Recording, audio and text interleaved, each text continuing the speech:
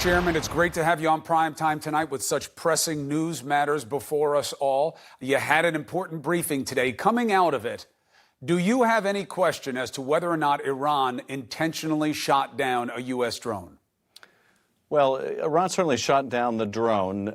Whether this was an intentional act by the top leadership or not is not something that I can really comment on. But I can say that we need to be working with our allies. There's been an attack now on an American aircraft. There's been an attack on international shipping. There have been multiple provocative and dangerous acts by Iran. So we should be working with our allies to de-escalate the situation, to deter this conduct, yes, but also to make sure that this doesn't end up in an unintentional conflict and escalation. So we need to figure out a strategy to de-escalate, to deter this kind of conduct, to protect shipping, to protect our aircraft, and I think most significant, as this is an attack on many nations, it ought to be an international response. We shouldn't allow Iran to drive us away from our allies. Do you think that Iran knew what it was shooting at? And the reason I ask is there were a couple of different messages from the Iranian authorities. One of them said, basically, we did it. They came into our space, so we did it. We're going to go to the UN and prove that the U.S. is lying about where it was. All right, so that's an admission, as far as I'm concerned, and that it wasn't a mistake. It was intentional. And then you have another Iranian official who's saying, you know, we communicated with the aircraft. We told it where it was. It almost suggests as if they thought there might be somebody in this, that it wasn't a drone, and that would be a very different proposition. Yeah, I don't know whether we have great clarity on whether Iran knew what it was shooting at in terms of whether it was a manned or unmanned aircraft. I don't know the answer to that question. But you know, certainly this is a provocation by Iran, an attack on our aircraft, an attack on shipping belonging to other nations.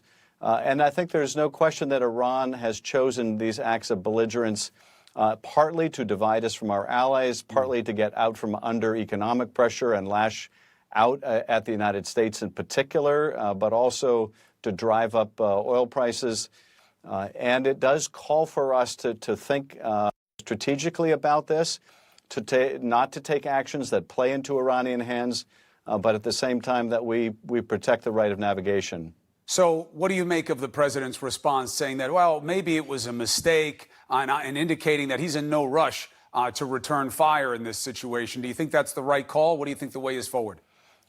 Well, look, we don't want war here. I don't think Iran wants war here. And the big risk is that neither nation wanting a war nonetheless ends up in a war because of miscalculations. So it's very important that our response, the international response, be a cohesive one. And that we take whatever steps have the least risk of escalating the situation.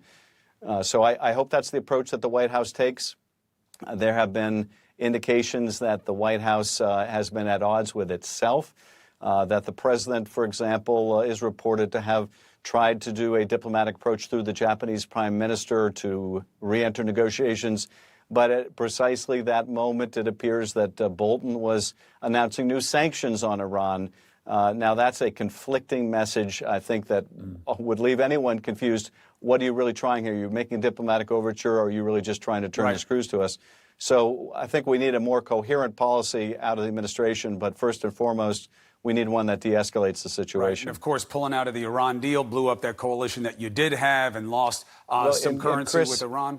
Chris, that's exactly right. I mean, we can't ignore the fact that the situation we're in now was so eminently predictable that if we backed out of the Iran nuclear deal, if we caused other nations to once again impose sanctions on Iran, then we shouldn't be all that surprised that Iran is going to leave the deal and go back to enriching, or that we're going to get these increased tensions and likelihood of conflict. That step plus, you know, the designation of the IRGC as a terrorist group, I think was predictable that Iran would lash out through the IRGC in terms of that decision as well. So under the guise of ratcheting up conflicts and tension, we get to what happened yesterday, which I've been calling a fiasco, not because it was wrong for you guys to bring in Hope Hicks, but because it seems to be a pretty clear indication of where this is headed in this particular procedural method. That You got 155 times the lawyer said she couldn't answer. You had a smattering of I don't recalls that were keenly germane in terms of revealing anything that might have been damaging. Did it change what you heard about in that hearing yesterday, your reckoning of what the best way is forward? Well, Chris, we had Hope Hicks before the Intel Committee about a year or so ago. She came before the Judiciary Committee, so I wasn't there for the hearing today or the interview, I guess, yesterday. I'm not surprised. I don't think anyone is surprised that the White House is stonewalling in such a comprehensive fashion. They're going to lose in court. They have no leg to stand upon, and the cases that have gone to court so far, they've been losing. But clearly they're trying to draw this out as long as possible. I think, frankly, Hope Hicks gives us a really good test case because their stonewalling has been so dramatic and so unsupported by law. So, we have to take this first step to see if we can get answers under subpoena. And if we can't, then we go forward and we prosecute the case in court. So I think it's necessary. And yes, it's, I think, frustrating, and it is also dangerous in terms of the system of checks and balances that the administration would take us down this path. But Congress is really left with no choice except to litigate to make sure we get answers. Right, or to start an impeachment inquiry and maximize your powers and see where it goes from there. Yeah, we could start an impeachment inquiry. That doesn't get us to court quicker. It does improve our argument, I think, respecting grand jury material to some degree. I don't know that that's all that much of an issue in terms of Hope Hicks' testimony.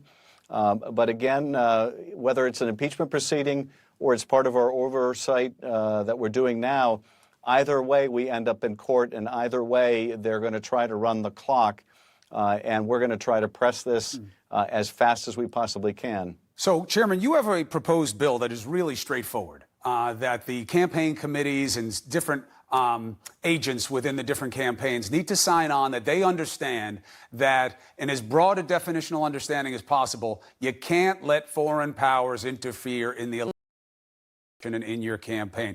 It's pretty straightforward. It's something that you would think everybody agrees with. You change one definition to just include parenthetically that it's anything that could be used for political advantage in terms of what defines value.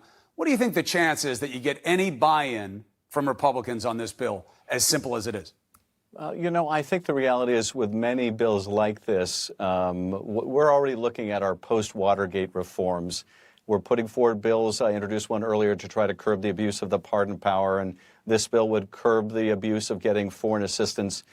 There aren't going to be many Republicans that are willing to put their name out there to risk an angry tweet or being criticized by Fox Primetime, but they will support these probably once Donald Trump is out of the Oval Office, because I think they understand, as we do, that what the president did in the last election, what he threatens to do in the next one, is so destructive of our democracy to be inviting foreign intervention this way. So I don't know how much bipartisan support we'll get today, but I think we will see these kind of bills pass when it no longer is a risk to members to support them, that President Trump is going to come down on them. It is amazing how the fear of consequence is overwhelming good conscience in Congress right now. Chairman, it is so important to have you on the show during these important moments. Thank you for taking the opportunity.